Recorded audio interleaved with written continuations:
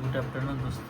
আজ দেখো কী খাবার এসছে, কী হোস্টেলে খাবার দিয়েছে দেখি আজকে। আমাদের ডেলিভারি যে দেয়, ভাত, লেবু আর ডাল আছে। বাট ওই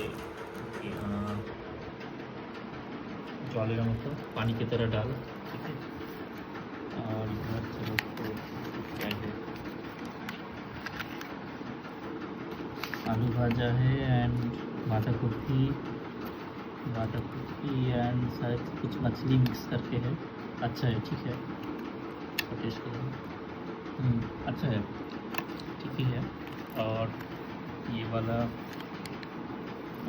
चिकन दिया है,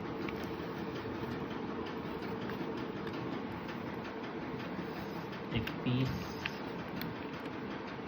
2 पीस। अच्छा आलू है जो है, ठीक है। तो ये देखकर कहूँगा अच्छा है खाना, लाल लाल है, लाल जो चिकन मिलता है वही है।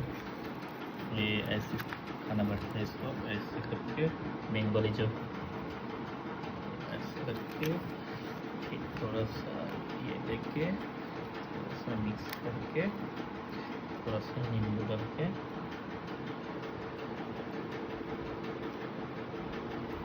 थोड़ा सा नींबू डाल के फिर हम ऐसे खाएंगे। गुड।